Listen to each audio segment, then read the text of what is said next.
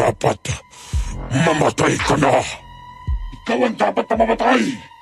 Kung may dapat mamatay, kayong dalawa dahil parehas lang kayo! Diyos ko, anong nangyayari sa inyo? Itigil nyo na yan. Pamilya tayo. Gagaling pa kayo. Yana! Ano, buong pamilya natin ay nag-aaway-away? Nagsasakitan? Wala ba tayong gagawin? Wala kang gagawin? Wala tayong magagawa. Masyado silang agresibo dahil sa pagiging aswang nila. Kapag tinulungan natin sila, ay mamamatay tayo. Kaya umalis lang tayo. Mukhang wala na nang magagawa. Tara na, Yana. Tayo na lang ang pamilya ngayon. Tandaan mo yan!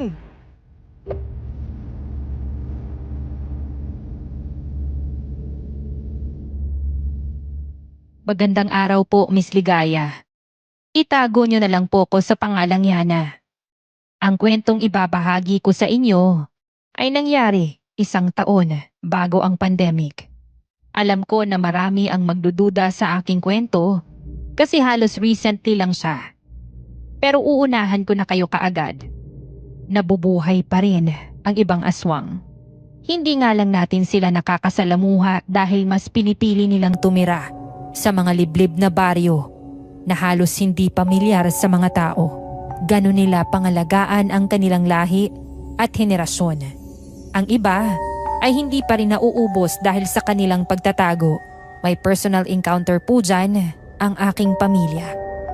Bago ko sabihin, ipapakilala ko na muna sila. Ang pamilya ko ay mga aspiring vlogger na ang content ay mukbang, na kung saan pinapakita sa viewers ang pagkain ng mga kung ano-ano. Hindi pa naman po sila kilala dahil kakaunti pa lang ang kanilang mga followers. Kung itatanong nyo rin kung anong pangalan ng account nila, hindi ko na po babanggitin para na rin maingatan ng kanilang pagkakakilanlan. Matagal na rin namang deleted yung account nila kaya hindi na rin mahahanap pa. Ang ipagtatapat ko po sa inyo ay ang pagkasira ng buhay ng pamilya ko dahil sa pagbablog.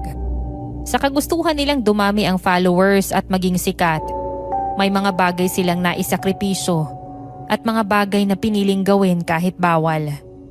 Napili kong baguhin ang pangalan ng mga tao at lugar para na rin makaiwas sa anumang negatibong usapin. Anumang pagkakahawig sa totoong buhay ay hindi sinasadya. Sisimulan ko ang istorya. Isang mainit na tanghali, papunta ang pamilya ko sa isang tagong baryo na pangalanan lamang nating San Mateo de Oro. Nag-post kasi ang tatay ko na naghahanap ng lugar na magpipiesta para gawing part ng content. Isang follower ang nagsabi na sa San Mateo de Oro daw siya pumunta sa isang lalaking nagngangalang Antonio dahil may libreng pagkain ito sa mga dayo tuwing piyesta.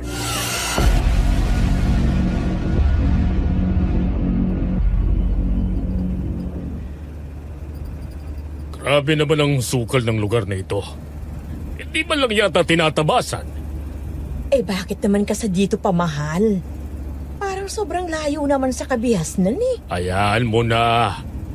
Mas may thrill at mas may chance na makilala ang lugar nila dahil sa atin, hindi ba? Sumikat na tayo. May sisikat pang lugar. Pa, alam ng classmate ko itong lugar na to. Sabi niya, dito raw may nawalang dalaga at hindi na talaga nakabalik. Ay sos, hindi na nakabalik. Nawala lang yon kasi nakipagtanad. Nakipag-meet up sa lalaki tapos sinama sa kanila. Ganyan din kami ng nanay mo nung una, kaya nga nabuo ang pamilya natin eh. Pa, hindi na uso ngayon yung mga ganyang kabataan kasi puro LDR na ngayon. Saka hindi naman daw ganoong tipo yung dalaga na yun. Masipag daw siya mag-aral. Ang hinala nila, nakuha ng aswang. Hindi ka naniniwala sa tanad pero naniniwala ka sa aswang? Ibang klase ka talaga, anak. Tayo, ang daming nag-react sa last nating upload. Talaga? Ay, patingin nga. Oh, tingnan mo. Wow, ayos ah. Galingan lang natin sa mga content at magiging sikat din tayo. Hindi lang sa Pilipinas tayo makikilala, kundi pati na rin sa buong mundo. Tay, ano kaya kung mag-upload din tayo ng video sa TikTok? Yung bagong nauuso ngayon? Sus, puro pa-cute lang naman ang nandyan eh. Tsaka ang mga nanonood dyan, puro kabataan na kagaya mo. Mga babad sa sokmed, pero mga lampa. Ama ang kuya mo. Kaya ka lumalampa kakasokmid mo. Bakit di mo kayain si Enzo? Batak sa gym. Mahal, nandito na yata tayo sa San Mateo de Oro. Nandito na pala. Saan ba yung bahay ni Antonio? Sabi ng mga followers natin ay sa bungad lang daw. Magtanong na lang tayo. Yung matanda dun sa may tindahan. Doon tayo magtanong. Oo, tama. Siya, baba na kayo at ipark ko na to.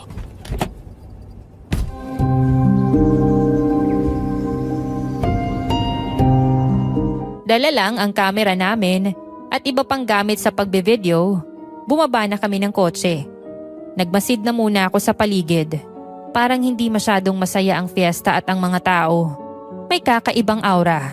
Hindi rin maganda ang pakiramdam ko dahil sa biyahe. Medyo masakit ang tiyan ko at nasusuka. Pero di na lang ako nagsabi sa pamilya ko.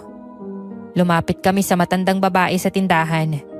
May pagtataka itong tumingin sa amin na para bang di kami welcome sa lugar na yon.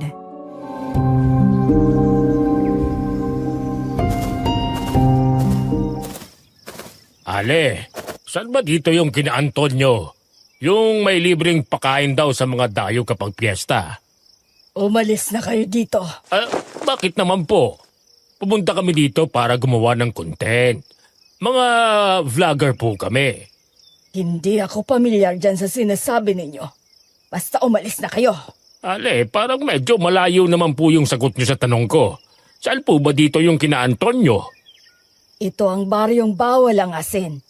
At sana maintindihan ninyo ang ibig kong sabihin. Maganda kung ganon. May thrill sa mga audience. Siguradong magba-viral tayo nito, di ba, Enzo? Opo. Bago yun eh. Mga vlogger na imumukbang ang pagkain ng baryo na bawal ang asin. Ganon na nga.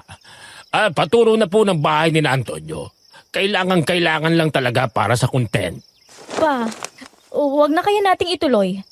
Makinig na lang tayo kay Lola. Kahit ako nga po ay nawiwirdohan din dito. Tumigil ka nga. Hindi ka naman sumasama sa vlog. Editor ka lang. Ikaw naman, Ale. Sabihin nyo na lang kung ayaw nyong ituro. Hindi yung nananakot pa kayo lang kung ano-ano. Mahal, sa iba na lang tayo magtanong. Mas mabuti pa nga kaysa sa matandang to na walang kwentang kausap. At tara na.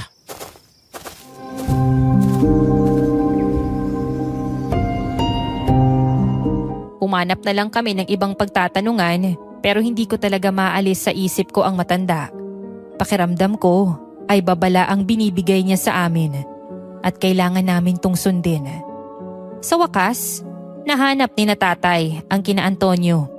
Sobrang lapit lang pala nito sa kinaroroonan namin kaya di na kami naglakad ng malayo.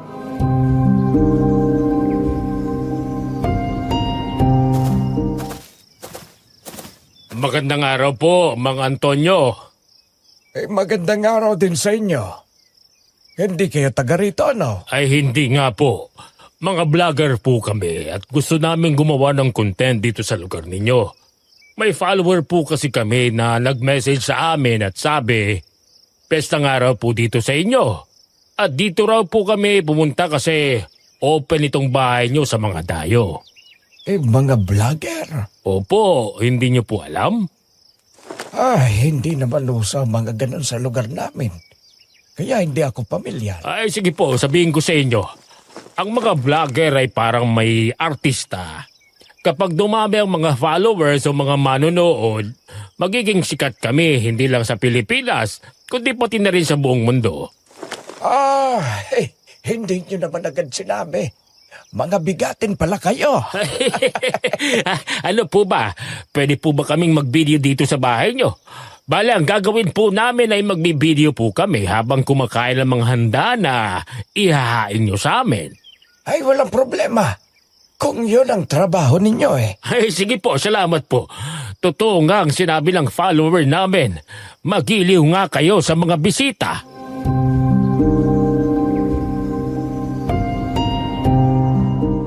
Sa pagkakataong yun ay mukhang nagkasundo na si Papa at si Mang Antonio. Pagkatapos maihain ang mga pagkain, ay naghanap sila ng lugar na pwedeng pwestuhan para makapag-video ng maayos. Yun na rin yung pinaka-lunch namin dahil hindi pa kami kumakain. Ako naman ay nasusuka kaya tahimik lang akong nakaupo sa isang tabi.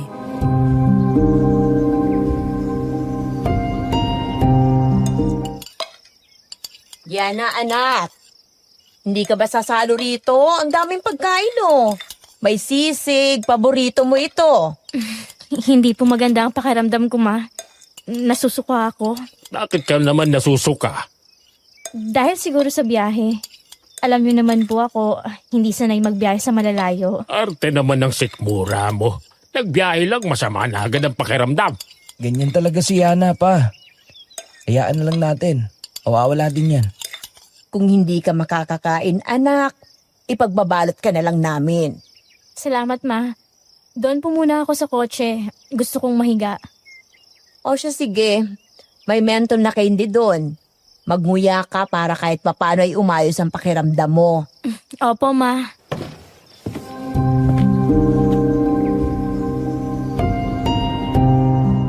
Kahit nahihilo ay lumakad ako papunta sa kotse at pumasok sa loob. Hindi ko na isinara ang pinto para makalanghap pa rin ang sariwang hangin. Kinuha ko ang cellphone at nagpatugtog ng music. Pero habang ginagawa ko yun ay may napapansin ako sa harap. Isang bata na nakatingin sa akin at nanlilisik ang mga mata. Nakaramdam ako ng takot kaya naman napatakbo ko at bumalik sa kinaroroonan ng aking pamilya.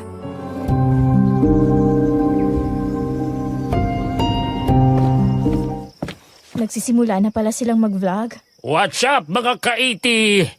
Nandito na tayo ngayon sa piyestahan sa San Mateo de Oro. Ito nga po ang mga pagkain na handa ni Tatay Antonio, yung may-ari ng bahay na pinuntahan namin. Mga kaiti, meron ditong sisig, menudo, kaldereta, lechong paksiw, at ang mas bitter pa sa love life mo na papaitan. Napakarami mga kaiti ano? Siguradong may pasyaron pa mamaya bago kami umuwi. Pasintabi na lang po sa mga hindi pa kumakain. Baka kapag dumaan dito sa inyo, ay hindi pa pala luto ang sinaing ninyo. So mga kaiti, alam kong excited na rin kayo. Simulan na natin. Unahin natin itong kaldereta. Ang pagkain na hindi nawawala kapag may piyestahan.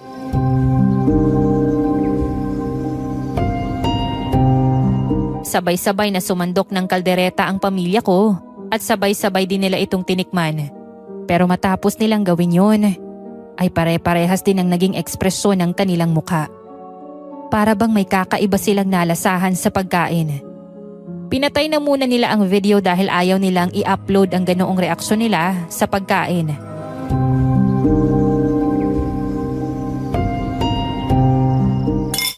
Parang kinulang yata sa asin ano?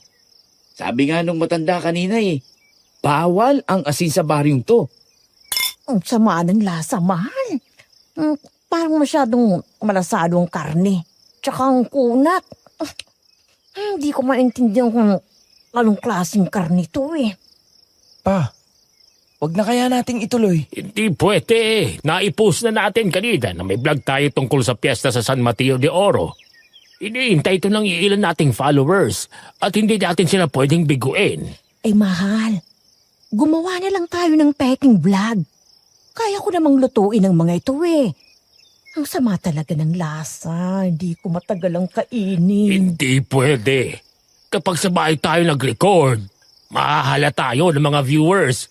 Alam mo namang halos lahat ng sulok ng bahay natin mula labas at loob ay nakuna na ng video. Huwag kayo mag-alala. Ikat na lang yung mga pangit na reaksyon. Si Yana nang bahala doon. Pa, pangit na magiging result kapag puro cut. Tumigil ka nga. Huwag ka magreklamo. Sa ayaw nyo man at sa gusto, itutuloy natin ang vlog dito. Kayo rin naman ang makikinabang kapag sumikat tayo. Kaya huwag na kayo mag-inarte.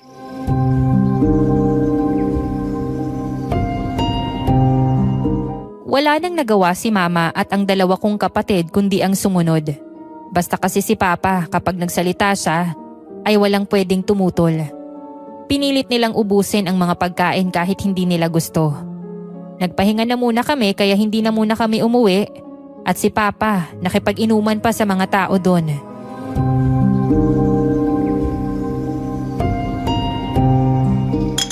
Alam nyo, kapag sumikat kami, dadalhan namin kayo rito ng maraming asin. Sako-sako, para lahat ng lulutuin nyo'y masarap at malasa. Ibang klase ka rin talaga, no? Ay, sige na. Tumagay ka na at kumain ka ng maraming pulutan. Itong dinakdakan, no? Ang tatay ninyo ay lasing na. Puntahan nyo na nga tang makauwi na tayo. Gabi na rin eh. Ako nang bahala, Ma. Pa, tama nang inom.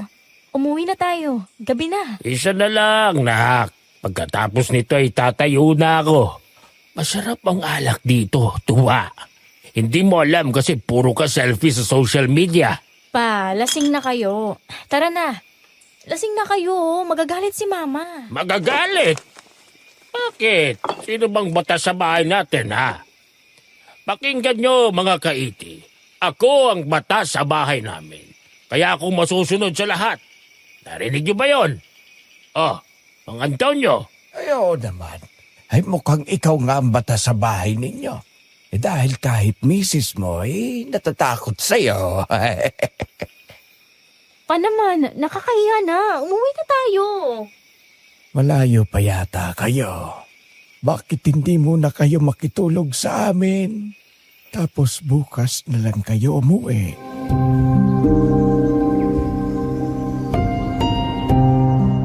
Sa pagkakataong yun, parang nanindig ang balahibo ko sa paraan ng pagsasalita ni Mang Antonio. Parang may kakaiba sa kanyang ekspresyon. Parang may pagnanasa at masamang balak. Hindi ako nagpahalata. Ngumiti lang ako sa sinabi niya.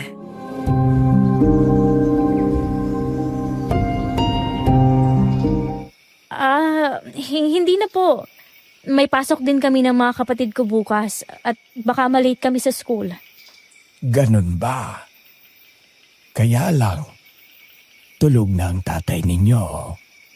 Sobra na kasi ang lasing niya. Ay, Diyos ko! Tay! Tay! Gumising ka, Tay! Kuya Ken! Kuya Enzo! Patulong kay tatay! Nakatulog na sa sobrang lasing!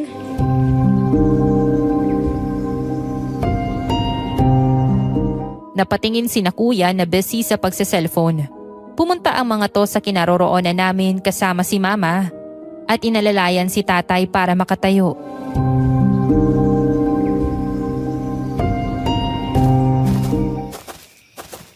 Ay naman eh. Bakit nagpakalasing ka ng sobra? Ken, ayusin mo ang pag-alalay kay tatay ha. Huwag kang lampa. Hindi naman kuya. Uuwi pa rin kayo kahit ganyan ang kalagayan ng tatay ninyo. Okay nga lang kahit makitulog kayo. May isa namang silid dito na kasya kayong lahat. Kasi malawak naman yon. Okay lang po ba, Mang Antonio? Hindi na po, mga Antonio. Kaya naman po mag-drive itong dalawang kuya ko. Saka, yun nga po, may pasok kami bukas. Anak, wala kayong pasok bukas. Weekend naman, di ba? Ma, ayoko matulog dito. Hayaan niyo na. Kung okay lang sa inyo ang umuwi, mag-iingat kayo sa daan. Opo, mga Antonio. Salamat po. Salamat po, Mang Antonio, sa pagpapatuloy sa amin. Walang anuman. Basta ingat kayo.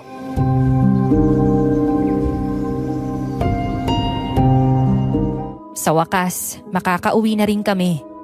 Pinagtulungan naming maipasok sa kotse si tatay at si Kuya Enzo naman yung nag-drive. Habang nasa biyahe ay doon na kami nakaramdam ng takot sa lugar na yon. Bukod kasi sa angkitid ng daan, napakadilim pa at wala man lang kaunting ilaw.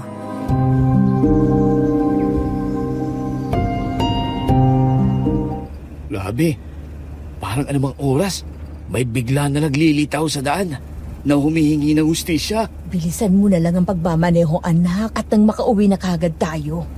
Tingnan ninyo. Parang may mga matang nakatingin sa atin mula sa dilim. Kang manakot ng ganyang, Ken. Kala mo cool ka niyan, ha? Cool ka? Tama si Kuya Ken. May something nasa dilim. Yun. Narinig niyo ba yun?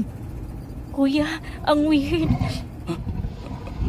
Ano ba yan? Enzo, bilisan mo na. Ma! Ano yun, anak? Sa harap!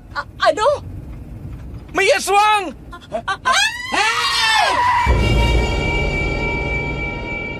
Tumambad sa amin ng isang nilalang na tao ang anyo, pero nakakatakot ang itsura.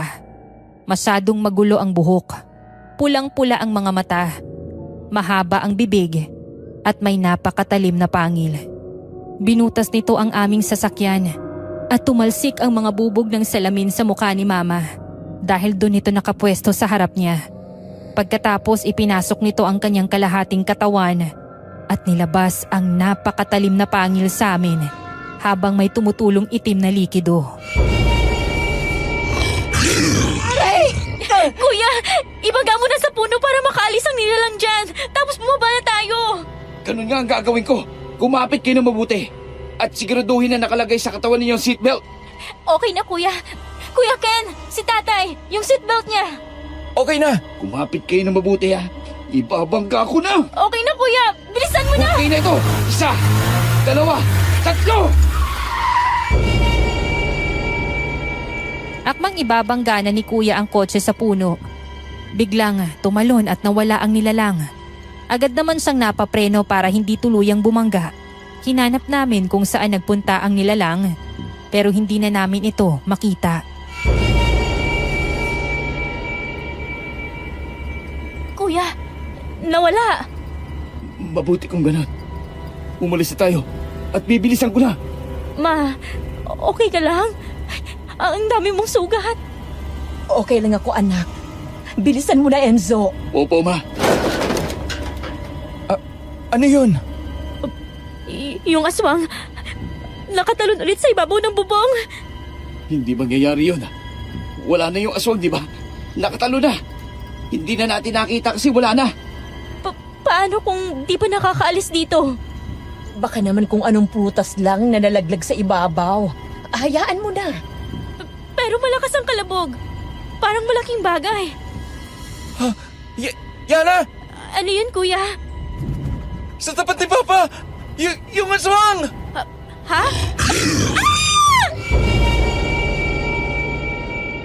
Ganun na lang ang takot na naramdaman ko nang makitang sumilip sa tapat ni Papa ang aswang. Binilisan ni Kuya ang pagpapaandar at pinaikot-ikot para malaglag ang aswang. Pero mahigpit ang kapit nito.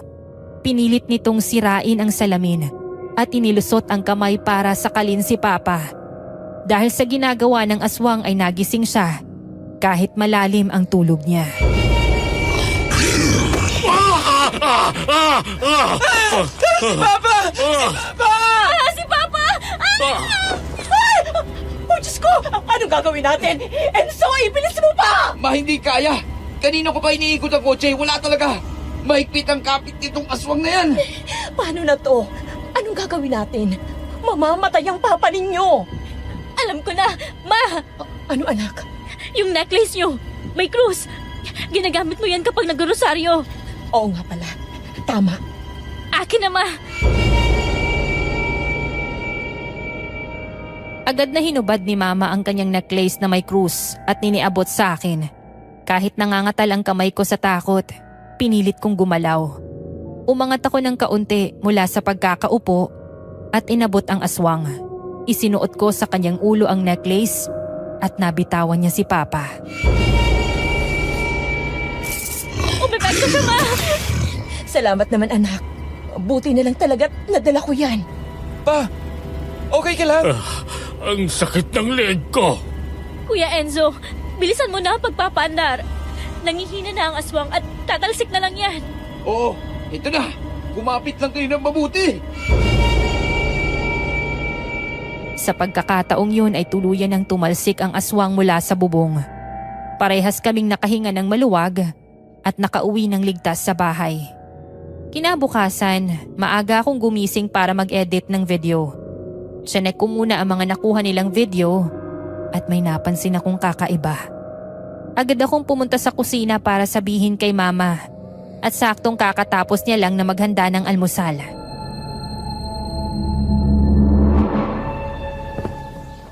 Tawagin mo na lang mga kuya mo at kakain na tayo. Papunta na po sila rito. Oh, mukhang may sasabihin ka yata. Huwag na po muna kaya tayong mag-upload. O kaya naman ay gumawa na lang tayo ng bagong video. Bakit naman, anak? Chinek ko po kasi yung mga video bago mag-edit. At may napansin po ako. Ano naman yun, anak? Tingnan po ninyo. Lahat ng take nyo ay may nakasilip na 2 lalaki na masyadong matalim at nakakatakot tumingin. Kapag in-upload pa rin natin to, baka kung anong isipin ng mga tao. Baka sa halip na sa content sila mag-focus, ito na lang yung titingnan nila. Alam nyo naman po, masyadong judgmental ang mga tao ngayon sa social media. Anak, hindi ko lang alam kung papayag ang tatay mo kasi inaabangan na yan ng mga followers natin. Kahapon pa nga siya excited na mag-upload tayo Ma, baka naman pwedeng ipaliwanag mo kay Papa. Anak, kilala mo naman ang papa mo, di ba? Kapag nagustuhan niya ay hindi napipigilan. Baka mag-away lang kami. Oh, mukhang may meeting di avance kayo mag-ina. Anong pinag-uusapan ninyo ni Yana, Mama? Kuya Enzo, Kuya Ken, tingnan nyo itong video May nakasilip. Huwag na nating i-upload. Di ko alam kung papahayag si Papa. Bahala na kayo mag-usap tungkol dyan. Anong pag-uusapan?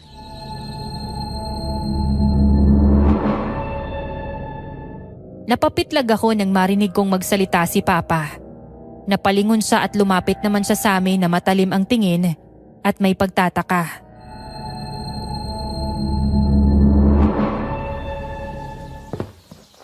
Ano? May kailangan ba akong malaman? Papa, parang alanganin po kasi na i-upload yung video natin kahapon. Abay, bakit naman? Ano bang problema? Tingnan ninyo po itong 2 lalaki na nakasilip mula sa malayo. Nakakatakot ang tingin. Baka ma-question tayo ng mga followers o mga taong makakita sa video natin. Ano naman? Maganda nga yun, Baka dyan pa tayo mag-viral. Dyan tayo magsisimulang sumikat at baka need na nating lumipat sa kanyang content. Papa, nakilala tayo ng mga tao sa content natin na family mukbang.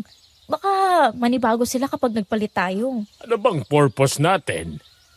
Makilala at maging sikat. Hinihintay na yan mga followers. I-edit mo na sa ayaw mo't sa gusto. Hindi ikaw masusunod sa pamilyang ito. Sige na anak, kumain na tayo ng almusal. Ikaw mahal, ipinagluto kita ng sabaw dahil sa hangover mo kagabi.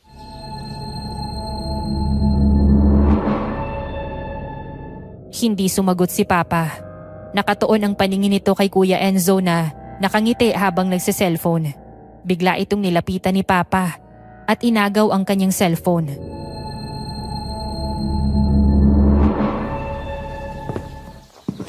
Pa! Ito na nga bang sinasabi ko Kaya wala kang pakialam kanina at hindi mo pinapansin ang sinasabi ko.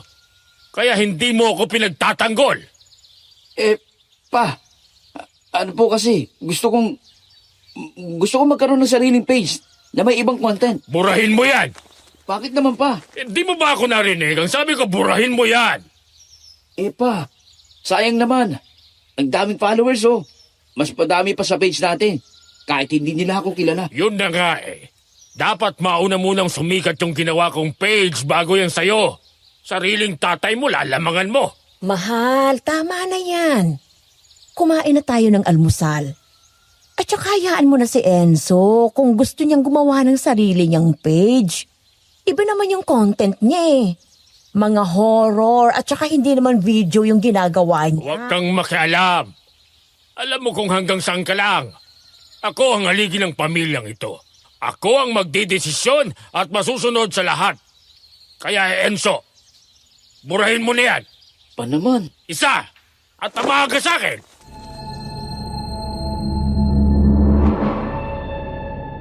Kita ko ang lungkot sa mga mata ni Kuya Enzo nang binuran niya ang kanyang page. Si Papa naman ay nagsimula ng kumain at parang walang pakialam. Mga ilang oras pagkatapos naming mag-almusal, nag-i-edit lang ako ng video nang marinig ko si Papa na sumusuka sa CR. Medyo nakaawang ang pinto kaya pinuntahan ko siya. Sumunod naman ang aking ina na mukhang naaalarma rin.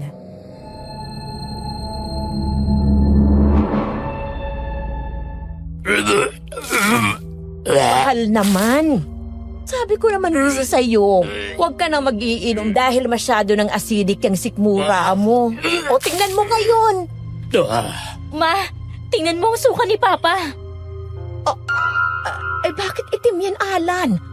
Ano bang kinain mong kulay itim maliban sa dinuguan kahapon? Wala. Ganyan. Itim na itim talaga parang uling. Ma, ipa-check up na kayo natin si Papa. Baka kung anong nangyayari sa tiyan niya. Anong check up? Okay lang ako. Maayos ng pakiramdam ko. Wala ito. Sigurado ka ba? Tama ang anak mo. Baka dapat ka na nga na ipa-check up. Hindi na kailangan. Mag-iisip pa ako ng content para sa vlog natin ngayong araw.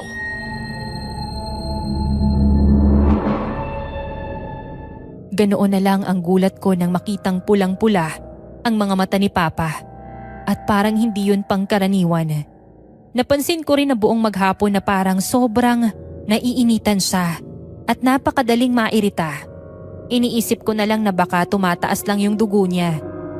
Kinagabihan, magkakasama lang kami ni na Kuya Renzo at Kuya Ken sa sala. Habang ako'y abala sa pag-i-edit, sila naman ay naglalaro ng mobile games.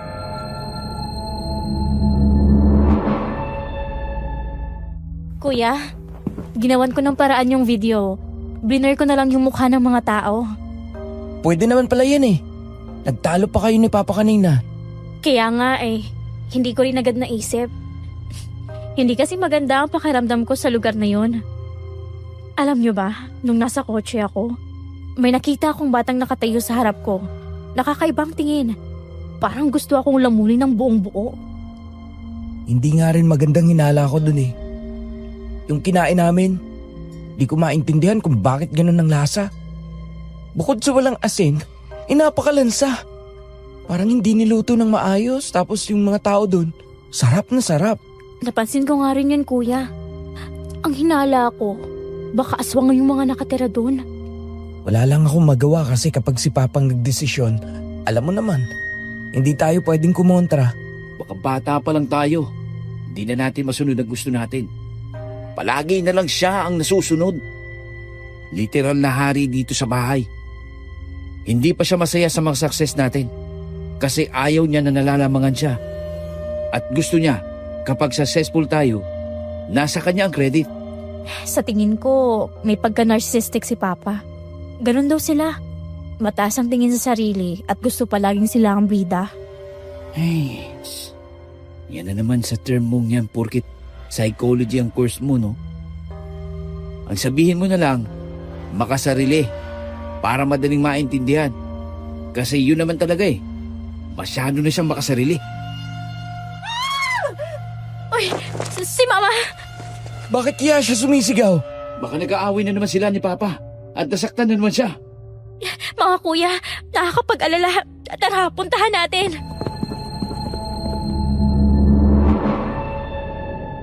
Sabay-sabay kaming tumakbo papunta sa kwarto ni na Mama at Papa. Pagdating doon, sabay-sabay din kaming napaatras sa aming nakita. Si Papa, napakapula ng kanyang mga mata.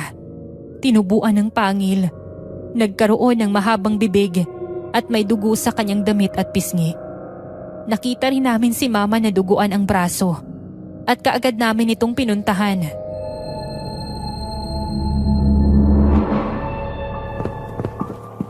Ma, anong nangyari kay Papa? Anong ginawa niya sa'yo? Hindi ko rin alam, anak. Bigla na lang siya nagwala tapos sa isang iglap lang, nagkaganyan na siya. Sinakmal niya ako at kinagat ang aking braso. Alan! Huwag ang anak mo! Huwag! Pa! Ano nangyari sa'yo? Bakit ka ganyan? Parang naging aswang siya kagaya ng nakita natin sa San Mateo de Oro kagabi. Kainin ko kayong lahat. Kakainin ko kayo! Tumakbo na tayo! Ako nang bahala sa kanya!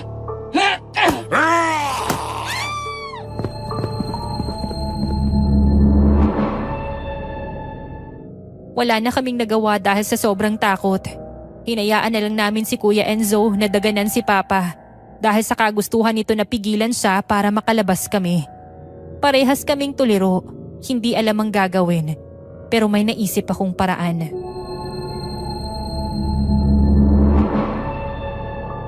Naging aswang si Papa kagaya ng mga aswang sa San Mateo de Oro. Posibleng dahil nakipag-inuman siya sa mga tao doon, na posibleng sila din yung aswang na umatake sa atin. Alam ko na! Ano anak? Sabihin mo. Nag-aalala na naman ako sa kuya mo. Hindi ko siya matulungan kasi natatakot ako. Ma, pare-parehas lang naman tayong walang nagawa kasi natatakot tayo. Ganito na lang. Kuya Ken, kumuha ka ng asin. Bawal ang asin sa baryong yun dahil yun ang pinakamalakas na pangontra sa kanila. Anak, baka naman mamatay ang papa mo.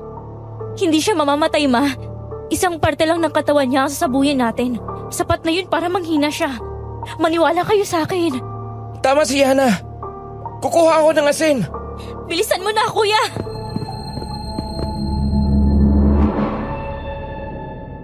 Agad na kumuha ng asin si Kuya Ken at pagbalik niya, kinuha ko ito sa kanya at tumakbo papunta kina Kuya Enzo. Sinundan naman nila ako. Pagdating doon nakita ko na si Papa na nakaibabaw sa aking kapatid na halos maputol na ang litid sa pagsigaw. Isinaboy ko ang katiting na piraso ng asin sa kanyang likod.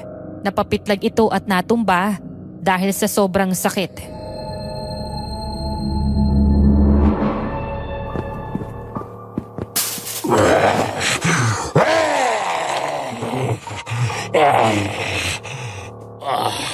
Mama, nanghina na siya! Kuya Ken, kumuha ka ng tali! Oo, Yana! Bilisan mo! Sakit!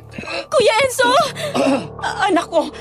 Oh, Diyos ko! Ang laki ng sugat mo! Kinagat ni Papa. Napakalakas niya. Oh, Diyos ko, anak. Bakit nangyayari sa pamilya natin to? Ma, ikulong muna natin si Papa. Tapos humanap tayo ng albularyo na pwedeng magpagaling sa kanya.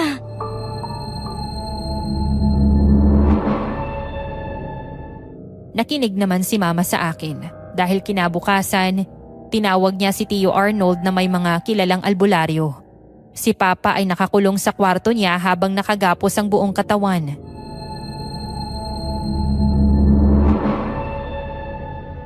Nayanggaw si Kuya Alan. Kaya nagkaganyan siya. Kumain siya ng pagkain ng aswang. Ibig sabihin, mga aswang talaga ang nakatira doon sa pinuntahan namin, Tio. San Mateo de Oro. Aswang naman talaga ang mga nakatira doon. Yun ang mga hindi alam ng mga tao. Mabuti nga at nakabalik pa kayo ng buhay. Kasi yung ibang nakakapunta doon ay hindi na nakakabalik. Nagchat nga rin ako kay Kuya Alan kaso tinuloy pa rin pala niya. Hindi nakinig. Kumain din naman kami ng mga pagkain yun pero wala namang nangyari sa amin. Hindi ko alam kung bakit ganoon. Ay, nakipag-inuman pa kasi siya sa mga lalaki doon. Baka sinadya siyang yang gawin. Yung mga kinain ninyo, baka wala pa yung laway ng aswang. Ang yanggaw naman ay nangyayari kapag nakakain ka ng pagkain ng aswang na may laway nila. Hindi nga malabong ganun ang nangyari, Arnold. Pero, magagamot pa kaya si Alan? Hindi ko masasabi, ate. Karamihan sa mga kakilala kong albularyo ay ayaw manggamot ng mga nayanggaw kasi natatalo sila ng itim na elemento na pwede nilang ikamatay o kaya naman ipanghina nila ng labis. Takot ang mga albularyo sa ganyan. Pero susubukan ko pa rin. Sige, Arnold. Salamat. Kahit magkano magbabayad kami, bumalik lang sa dati si Alan. Sige, ate. Gagawin ko ang baka kaya ko.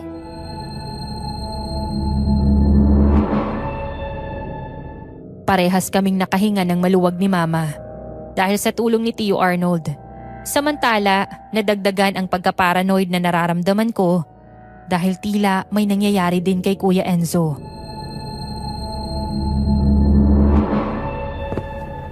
Kuya, pati ako kinukulit na ng mga barkada mo. Sagutin mo na kasi yung tawag nila. Ayoko nga. Nagsabi na akong ayoko. Oh, bakit nagagalit ka agad? Baka may laro kayo ng basketball kaya tumatawag. Alam mo naman yung mga yun, hindi nakakapaglaro ng wala ka. Ikaw kasi ang boss nila sa inyo. Bakit ba ang kulit mo? Sinabi ko ng ayoko, di ba? Paulit-ulit. Eh di wag! Ang init na naman ng ulo mo. At saka, bakit ba nagkukulong ka rito sa kwarto at naka-jacket ka pa? May lagnat ka ba? Wag mong kong hawakan ha. Wala akong lagnat. Teka, ang lamig mo kuya. Ano bang nangyayari sa'yo? Ibukas ko nga itong bintana. Aray! Oh, bakit kuya? Napaano ka? Yung bitana! Isara mo, please! Isara mo! Eto na, isasara ko na. Salamat. Anong nangyayari sa'yo kuya? Bakit parang allergy ka yata ngayon sa init ng araw? Hindi ko rin maintindihan. Hindi ko alam eh. Hindi ko alam kung anong nangyayari sa akin. Kuya, bakit ka ba sigaw ng sigaw? Kanina ka pa, hindi ka naman ganyan ah. Umalis ka na. Umalis ka na, sabi! Aray! Bitawan mo ako! Huwag na huwag ka nang babalik pa dito sa kwarto ko. Kuya!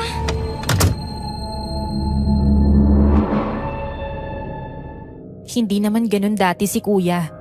Kaya sobra akong nagtataka. Mas lalo akong naparanoid nang mapansin ko ang lababo sa CR. May naiwang itim na likido na hindi masyadong nabuhusan. Gabi na nang mag-decide kami na gumawa ng video para i-upload. Hindi kasama si Papa dahil hindi namin ito inaalis sa pagkakakulong.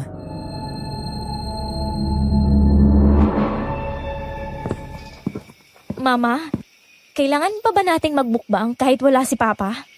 Gagaling pang papa ninyo. Naghahanap ng albularyo si Arnold at kapag nakita niyang napabayaan ng page natin, magagalit yun. Palagi ka na lang sunod-sunuran kay Papa. Wala ka bang sariling desisyon, Ma? Kuya, huwag mong pagsalitaan ng ganyan si Mama. Huwag kang magsalita laban sa akin. Wala ka pa sa kalahati ko. Isa kang inutil o walang kwenta. Lampat sa... Kuya Enzo, tama na! Ano ba kayo? Ma, gawin na natin ng video. At kayo mga kuya, wag na kayong mag-away. Sundin na lang natin si Mama kasi tama rin naman siya eh.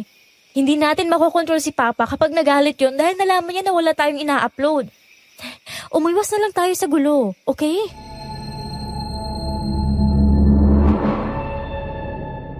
Nakinig naman sa akin ng mga kapatid ko kaya di na nagsalita. Si Kuya Enzo, pulang-pula pa rin ang mga mata niya. Hindi ko maiwasang magduda dahil ganoon ang mata ni Papa. Samantala, nag-set up na sila ng kamera. Ako naman ay nasa harap lang nila dahil hindi ako sumasali sa video.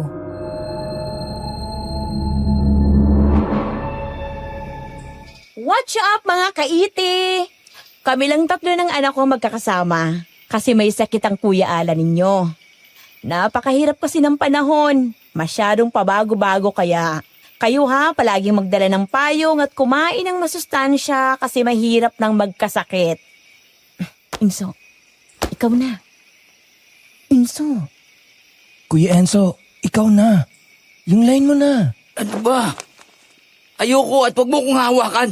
Ken, ayaw ng kuya mo. Ikaw na lang. Nabasa mo rin naman yung sasabihin niya. Yana, ikat mo na lang yung part na yun ha. Hindi pwedeng makita ng mga followers natin na nag-aaway-aaway kayo. Opo, Ma. Sige na Ken, simulan mo na. At yun nga mga kaiti, ang imumukbang natin ngayon ay ang mga iba't ibang pagkain sa iba't ibang fast food chain. I-rate natin kung alin ang pinakamasarap. Hinay-hinay lang sa panonood at baka magutom kayo niyan.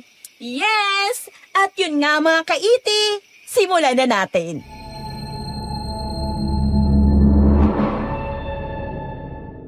Sabay na nagsandok si Kuya Ken at Mama, pero si Kuya Enzo ay nakatulala lang at hindi kumikilos. Nang kumakain na sila, ay nagulat na lang kami sa ginawa niya dahil bigla siyang nagalit at itinapon ang mga pagkain.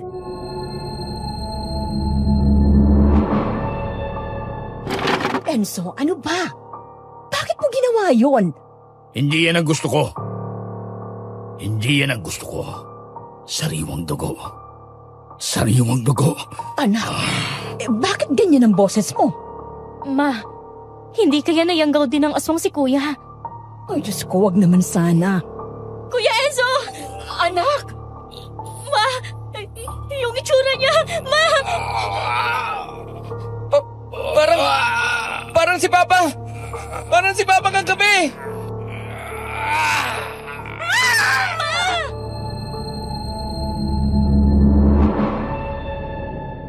Dahil na rin sa sobrang tuliro, wala kaming nagawa nang sakmali ni Kuya Enzo si Mama.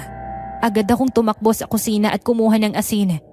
Pero pagbalik ko, nakita ko si kuya na nangingisay habang pilit na isinusuot ni mama sa ulo niya ang kanyang rosaryo. Duguan ang kanyang braso. Si Kuya Ken ay walang magawa. Nakatulala lang sa dulo dahil sa sobrang takot. Agad akong lumapit kay mama at pinipigilan siya sa ginagawa niya.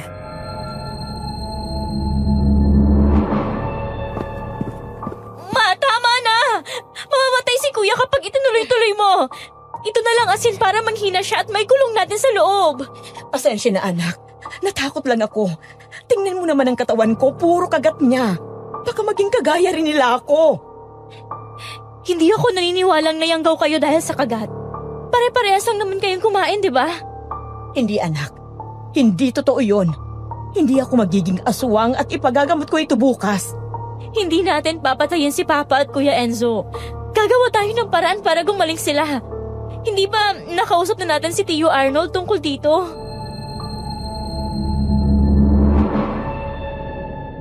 Sumunod naman ang nanay ko sa akin at nawala ang pangingisay ni Kuya Enzo nang tanggalin niya ang rosaryo. Nanghihina na ito kaya madali na lang namin siyang naigapos at naikulong sa loob ng silid. Magkasama na sila ni Papa. Kinabukasan, maagang umalis si Mama para ipagamot ang kanyang sugat. Maaliwalas ang mukha nitong bumalik sa bahay at agad ko naman siyang sinalubong.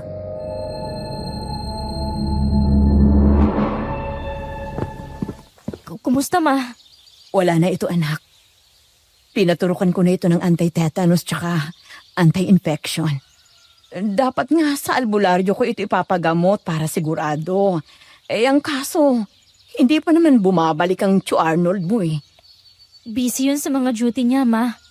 Isinisingit lang yun ang paghahanap ng albularyo. Tapos sa mga bundok pa siya pumupunta. Oo nga eh. Nauubos na tayong mayanggaw. Ang tagal ng tiyo mo. Naniniwala po ba talaga kayo na nakukuha yan sa kagat ng bawat isa? Nakita mo naman ang nangyari, di ba? Pagkatapos makagat si Enzo, naging aswang din siya. Hindi naman po nakagat ng aswang si Papa. Ma, nadalan ko na ng pagkain si Papa at Kuya Enzo. Sinunod ko yung bilin ninyo na huwag lagyan ng asin at bawang. Salamat anak. Ganyan lang ang gagawin niyo ha? At sa gabi, sariwang karne at dugo ng hayo para hindi sila magwala. Kain na tayo, Ma. Nagluto ako ng buttered garlic shrimp. Hindi ba paborito ninyo yun? Dinamayan ko ng bawang. Salamat anak. Yana, kain na tayo. Opo, Ma.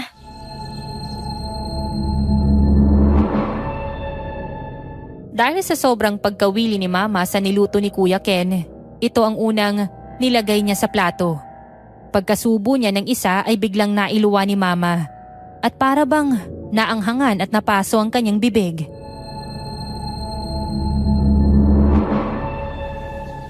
Ma, sobrang init at anghang po ba?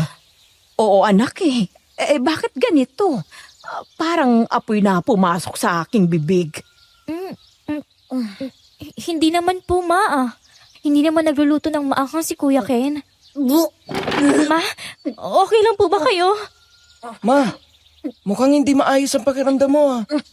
Hindi anak. Ayos lang ako. Sige na. Kumain na kayo. Ma!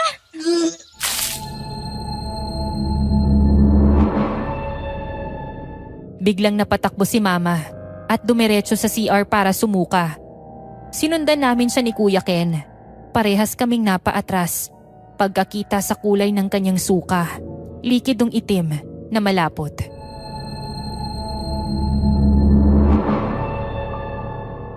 Kuya, ganun yung kulay ng suka ni Kuya Enzo at ni Papa. Ibig sabihin, Magiging aswang na rin si Mama. kumain din ako ng pagkain kinain nila. Ibig sabihin, magiging aswang din ako? Ano bang iniosyosin nyo dyan? Ayos lang ako. Ma, yung suka mo. Ganun ang kulay ng suka ko kasi kumain ako kanina ng champurado bago pumunta sa ospital. Ano ba naman kayo? Pero Ma, Hindi ako magiging aswang. Huwag kayong mag-isip ng kung ano-ano. mas mabuti na yung naninigurado, Ma. Kahit na. Hindi ako magiging kagaya ng papa at kuya mo. Yana, huwag ka nang sumagot. Pero kuya, Yana, Wala na akong magawa kundi ang sumunod kay Kuya Ken. Buong maghapon kong tinatawagan si Tio Arnold pero hindi siya sumasagot. Kinagabihan, tumawag ulit ako sa kanya at sa wakas, sinagot niya rin ang aking tawag.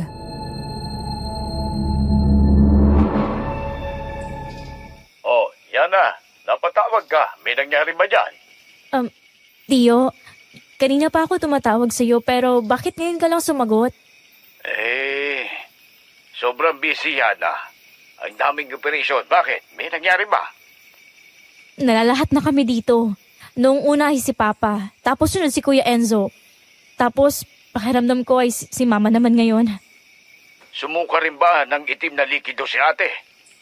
Yun na nga. Ang masama pa nito, hindi niya matanggap sa sarili niya na nagiging aswang na rin siya. Tio, ano bang balita? Wala ka bang nahanap na albularyo? 6 na albularyo na ang nakausap ko at lahat sila ay ayaw. Delikado daw ang ganong uri ng paggagamot. At ayaw nilang itaya ang buhay nila. Pero Tio, paano sila gagaling? Mag-usap tayo mamaya, Yana. Pauwi na ako dyan at didiretso agad ako sa bahay ninyo pag-uwi. Sige po, salamat.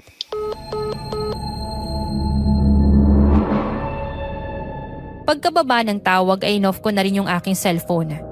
Pumunta ako sa sala para sana manood na muna ng TV habang hinihintay si Tio. Pero pagdating ko doon, nakita ko si Mama, nakatalikod at nakaharap sa bintana. Parang malayo ang tinitignan. Ma, bakit di pa kayo natutulog? Bawal kayong magpuyat, di ba? Ma? Nagugutom. Nagugutom ako. Ma? Ma? Iba na rin ang boses niya. Ma? Nagugutom. Nagugutom ako. Kuya Ken! Kuya Ken! Nagugutom! Nagugutom ako.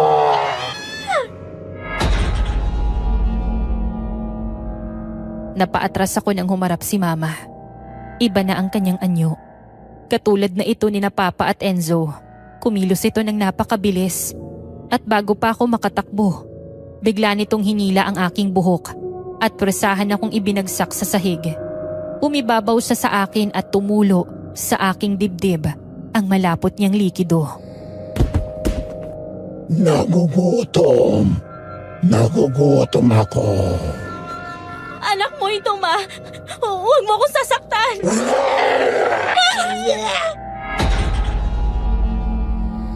Inilabas ni Mama ang napakatalim at mahaba niyang pangil. Buong puwersa kong itinulak ang kanyang ulo para hindi ako tuluyang sakmalin. Pilit ko makawala pero napakalakas niya.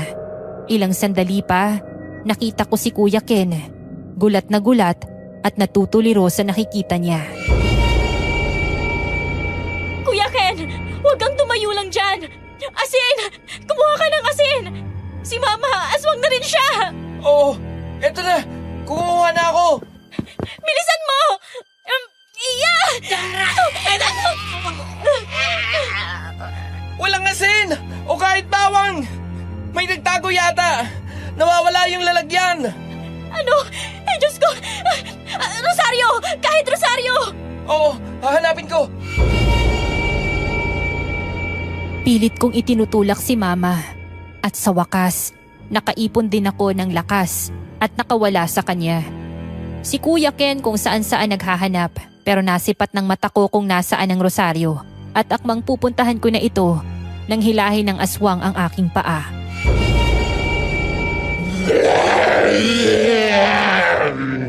Nagugutom ako. Nagugutom ako. Bibitawan mo ako! Bibitawan mo ako! Kakainin kita! Kakainin kita! Kuya Ken! Kuya Ken! Tulong!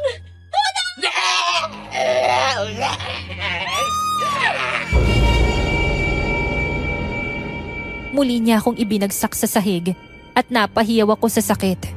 Umibabaw siya sa akin at sinakal ang aking leeg habang nanlilisik ang kanyang mga mata. Parang hindi ko sa nanay.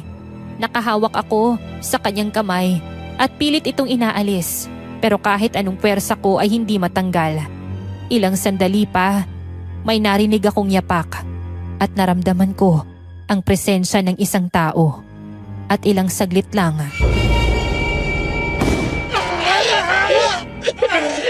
Yana! Okay ka lang? Tio Arnold! Sinasabi ko na nga ba? Ito yung mangyayari. Butit dumating agad ako. Saan mo tinamaan si Mama? Huwag kang mag-alala. Sa paa lang yun. Malayo sa bituka. Ginawa ko lang yung para pigilan siya. Tingnan mo, naghihina na siya. Hindi na niya tayo maaatake. Gagamutin na lang natin siya mamaya. Ay, Yana! Eto na! Nakuha ko na! nahuli ka na! Bakit ba kasi hindi mo agad nakita kanina? Eh, nandun ka lang naman! Pasensya na! Hindi ko nakita eh! Ay, Huwag na kayo magtalo. Maluwag na naman ang schedule namin sa mga susunod na araw. Maglilib muna ako para mabantayan kayo. Iisip din ako ng paraan kung paano mapapagaling silang lahat. kahit papano, ay sinapian ako ng pag-asa dahil sa sinabing yun ni Tio Arnold. Ikinulong na rin si Mama sa loob ng silid kasama sina Papa. Nakakadurog ng puso ang sitwasyon nila. Si Kuya Enzo, nakatulala lang sa sahig. Si Mama ay umiiyak. At si Papa ay biglang lumapit sa bintana kung saan ako nakasilip.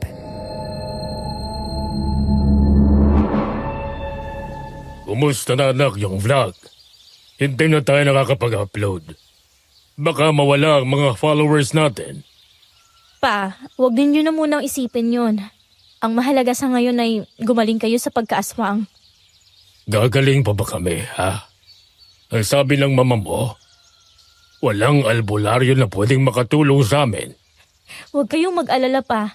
Ginagawa naman ng paraan ni Tio Arnold eh. Ginagawa ng paraan, bakit wala pa? Paano mga pangarap ko kung ganito ako? Hindi na ako nakasagot. Tumalikod na ako at tumulo ang luha sa aking mga mata. Nagdesisyon kami ni Tio Arnold na maghanap muli ng albularyo. Naiwan si Kuya Ken sa bahay para magbantay sa pamilya namin para hindi sila makatakas. 3 albularyo na ang nakausap namin pero wala pa rin.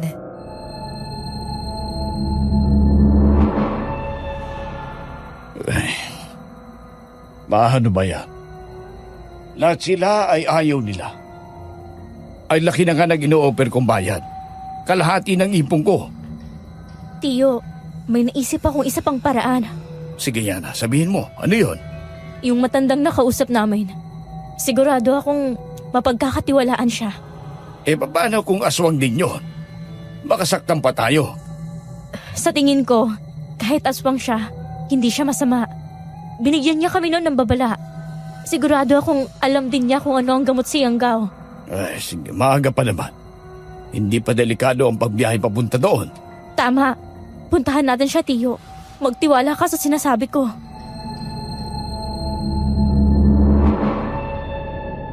Sakay ng kotse ni Tio Arnold ay pumunta kami sa San Mateo de Oro. Nakakapangilabot pa rin talaga kung makatingin ang mga nakatira doon. Pero mabilis naman naming nahanap ang bahay ng matandang babae dahil nasa bungad lang ito.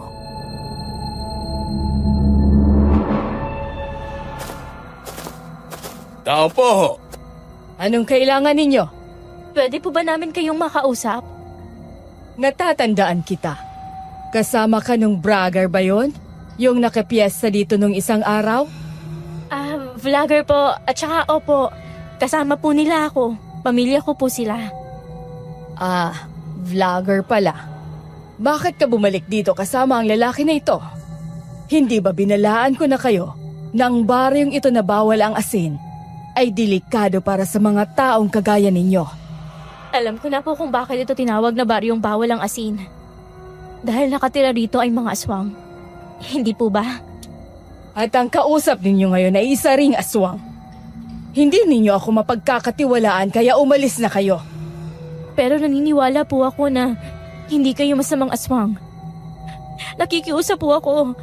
Ginagawa ko ito para sa pamilya ko. Ano bang nangyari sa pamilya mo? Nayanggaw po sila. At pare-parehas po sila ng kalagayan ngayon.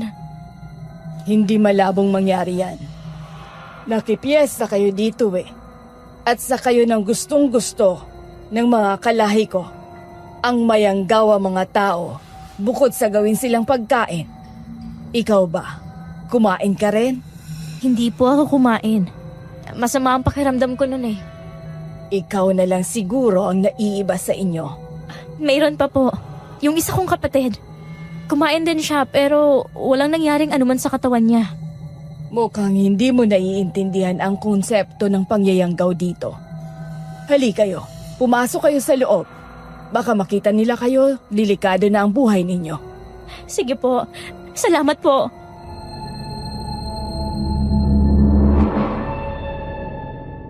Agad kaming pumasok sa loob at umupo sa sofa. Isinara naman ng matanda ang pinto at bintana. Maraming halamang gamot at medalyon sa loob. Isa pala siyang albularya.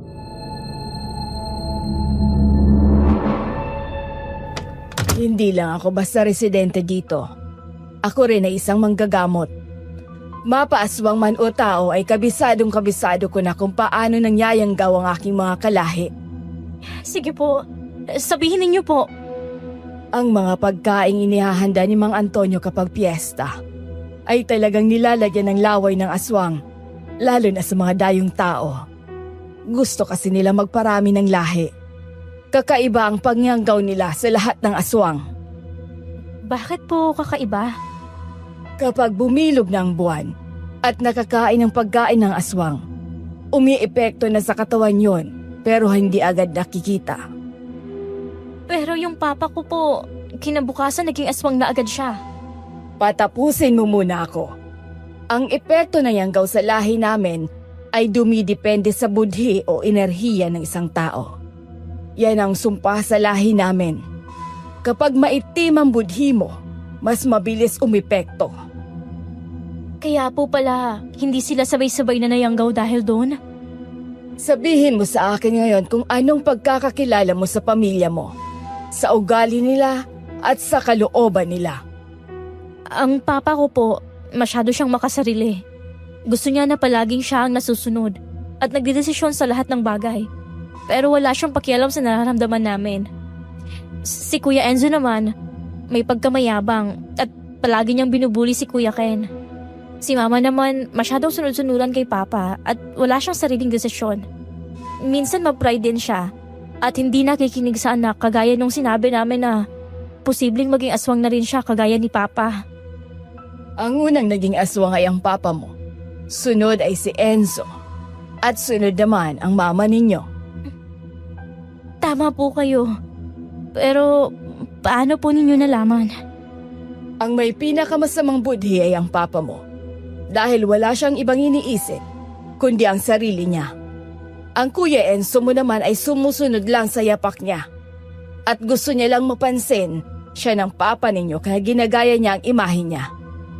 Ang mama ninyo ay takot lang sa papa niyo pero sa nakikita ko, may lihim siyang galit at mapagtanim siya ng sama ng loob. Hindi ko po maintindihan. Paanong nakadepende ang bilis ng epekto ng yanggaw sa budhi nila? Ang lahi namin ay nabula sa sakim na tao na gustong maging malakas. Sumamba siya sa demonyo at nagsagawa ng itim na ritual sa tulong ng kulto at minahal siya ng sinasamba niyang demonyo dahil sa sama ng kanyang budhi.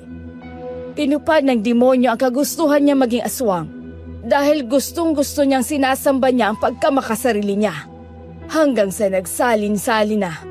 Sa tuwing may niyayanggaw si Mang Antonio, mas mabilis ang epekto sa mga taong sobra na makasarili at walang pakialam sa iba. Kadalasang matagal tablan ang mga taong mabubuti ang budhi. Naiintindihan ko na po. Parang sa mga wildfire, mas mabilis na umaapoy ang mga tuyong dahon kaysa sa basa. Hindi po ba?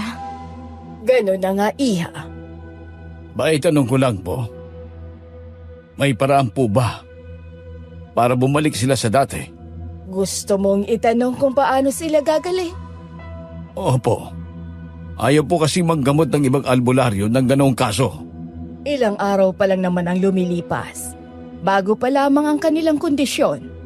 Makakaya ko pa silang gamutin sa pamamagitan din ng itim na ritual. Dalhin ninyo sila sa akin. Talaga po? Salamat po!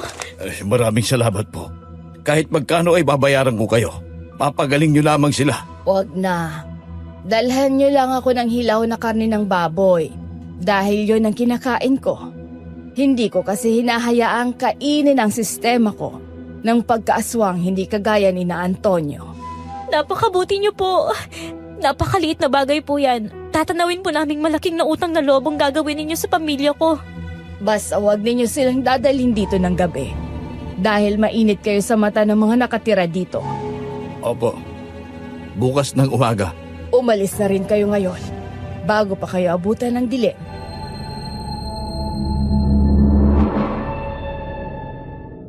Sumunod kami sa sinabi niya. Umuwi na kami na umaasang gagaling ang aking pamilya.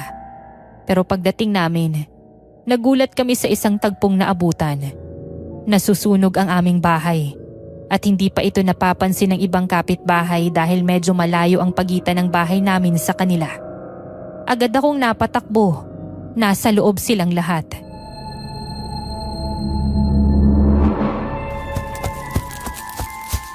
Ang pamilya ko! Nasa loob silang lahat!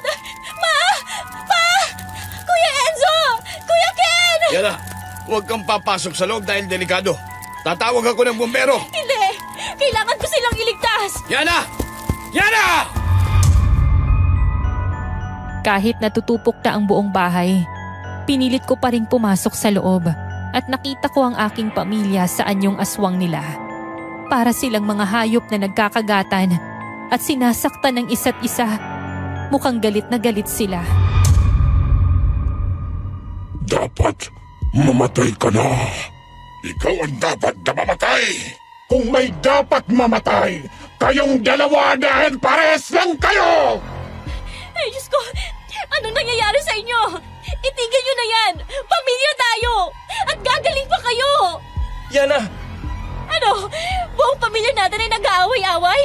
Nagkakasakitan? Wala na ba tayong gagawin, ha? Wala kang gagawin? wala tayong magagawa. Masyado silang agresibo dahil sa pagiging aswang nila. Kapag tinulungan natin sila, ay mamamatay tayo. Kaya umalis na lang tayo. Mukhang wala na nang magagawa. Tara na, Yana.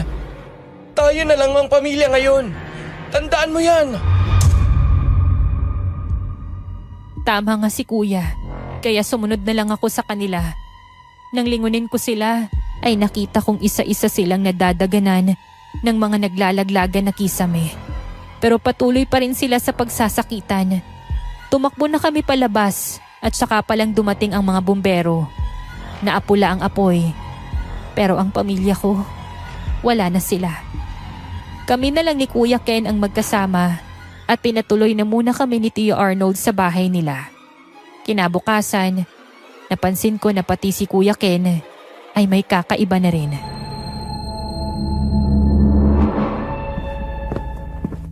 Kuya, huwag mong itanggi sa akin. Sumuka ka ng itim na likido sa lababo. Hindi Kagagising ko lang doon. Wala akong alam doon. Sino namang susuka ng ganon doon? Si Tio Arnold? Hindi naman siya kumain ng pagkain ng aswang na kinain nyo. Hindi ko alam. Basta hindi ako. Kuya, umamin ka na. Huwag mong itanggi sa sarili mo. Huwag kang gumaya kay Mama. Hindi pa ba kayo gagayak? May pamisa bilang pag-alaala sa pamilya ninyo. Namatay man silang aswang pero mas matagal silang namuhay bilang tao. At kahit wala tayong makita kahit abo, kailangan natin itong gawin. Oo nga, Tio Arnold. Kasi wala na sila. Ito na lang ang magagawa natin kasi hindi natin agad sila nailigtas eh. Walang may kasalanan sa nangyari. Kaya walang dapat nasisihin kahit sino. Hindi ako pupunta. Masyadong mainit. Anong sabi mo? Kuya, Totoo naman, di ba? Mainit naman talaga. Nakakapaso. Kuya, huwag ka na magbulag-bulagan. Tio Arnold, dalhin natin mamaya si Kuya Ken sa San Mateo de Oro para magamot siya ni Aling Milagros. Oo nga, Ken. Magpagamot ka na para maagapan yan. At hindi ka matulad sa pamilya mo. Hindi ako magpapagamot. Walang epekto yung yanggaw sa akin. Nagkakamali ka lang, Yana. Kuya Ken naman, Huwag ka naman ganyan! Kahit anong pilit ay ayaw talaga ni Kuya Ken, kaya wala na akong nagawa. Kami lang ni Tio Arnold ang umaten sa misa dahil ayaw niya. Kinagabihan, hindi ako makatulog. Naaalala ko ang pamilya ko. Inusisa ko si Kuya Ken sa kabilang kwarto. At mabuti na lang ay medyo nakabukas ang pinto, kaya naman mabilis akong nakapasok. Nakahinga ako ng maluwag nang makita siya na walang anumang nangyayari at mahimbing lang na natutulog habang nakatagilid. Naupo ako sa tabi niya.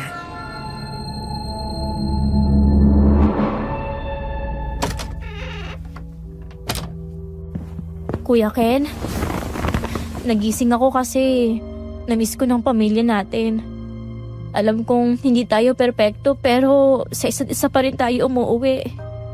Kaya lang ang nangyari, sa halip na magmukbang tayo para sa vlog natin, minukbang nila ang isa't isa hanggang sa sama-sama silang namatay. Napaka-traumatic, kuya. Sana huwag ka nang maging katulad nila. Hindi ko nakakayanin. Ikaw na lang ang natira sa kanila sa pamilya ko. Kuya? Kuya, okay ka lang? Nagugutom ako. Nagugutom ako. Kuya! Sabi ko na nga ba, hindi makakaligtas si Kuya Ken sa Yanggaw dahil kumain din siya ng pagkain ng aswang. Bumangon siya at agad akong sinakal. Tumulo sa pisngi ko ang malapot na likido. Pilit kong inaalis ang kamay niya pero napakahigpit. Hanggang sa natadyakan ko ng paulit-ulit ang kanyang tiyan. Nakawala ko at dali-daling tumakbo. Kinuha ko ang cellphone para tawagan si Tio Arnold. Tio, nasan ka? Si Kuya Ken, naging aswang na rin siya. Ano? Pauwi na ako dyan. Hintayin mo ako. Sige, Tio. Nagugutom ako. Nagugutom ako. Bitawan mo ako! Napansin ko na mas mahina si Kuya Ken kumpara sa ibang miyembro ng pamilya namin. Mas madali ko siyang nasasaktan nang di na siya nakakapanlaban. Tumakbo ko sa kusina para kumuha ng asin. Pero bago ko ito nakuha, ay hinila niya ang aking buhok at sinugatan ako sa likod gamit ang mahahaba niyang kuko. Aray! Ang sakit ng ginawa mo, Kuya! Nagugutom ako. Nagugutom ako. Tawan mo ko! Yeah!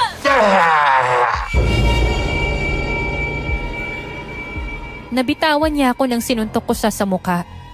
Halos hindi na ako makagulapay dahil sa sugat na tinamo ng aking likod. Nagpumilit pa rin akong kumilos para kunin ang asin, pero dinambahan niya ako at dinaganan.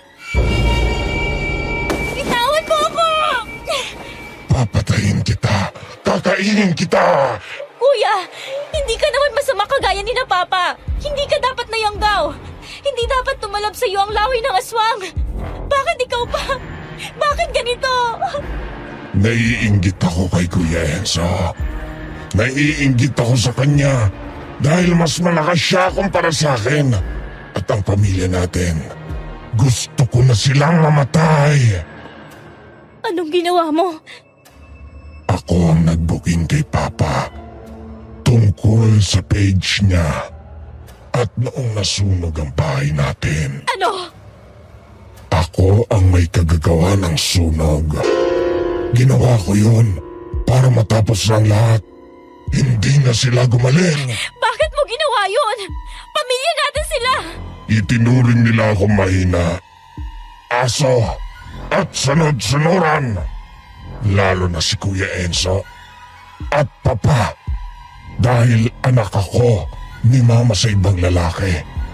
At si Mama naman, galit din ako sa kanya dahil ganitong buhay ang ibinigay niya sa akin. Kahit naiintindihan ko na nagloko siya dahil pagod na kay Papa. Pero bakit binuhay niya pa ako para maging ganito? Kuya, hindi ko alam. Hindi ko alam na ganyan pala. Ako ang sumalo sa lahat ng kasalanan nila. At ngayon, di na rin kita bubuhayin pare-parehas kayong magsama sa impyerno!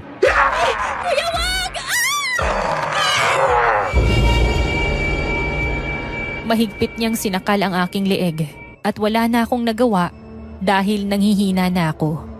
Ilang sandali pa ay narinig ko ang malakas na putok ng bala. Nakita kong dumating si Tio Arnold. Hindi niya isinakto sa katawan ni Kuya Ken ang baril. Ipinutok niya lang ito para magulat ang aswang. Bumitaw ito saglit pero muli na naman akong sinakal.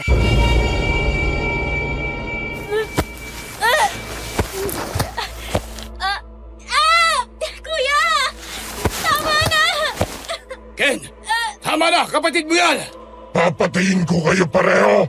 Uunahin ko lang ito! Kuya! Ken! Tama na! Ikaw na lang ang nag-iisa niyang pamilya. At kahit kailan, hindi siya naging masama sa'yo! Sa pagkakataong yun ay parang natauhan si Kuya Ken at bumitaw sa akin. Natahimik ito pero halata pa rin ang gutom na nararamdaman niya. Pilit niyang kinagat ang sarili niyang braso at lumabas dito ang sariwang dugo.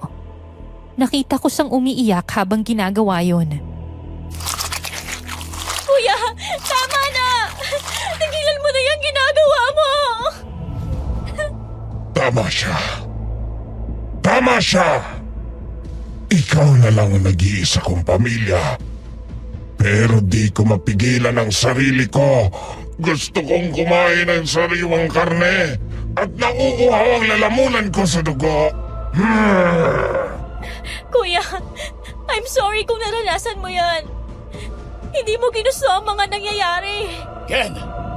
Kapag hindi mo yan tinigilan, ipuputo ko ito sa paa mo! Nakita kong natigilan si Kuya Ken at itinigil na rin niya ang pagkain sa braso niya.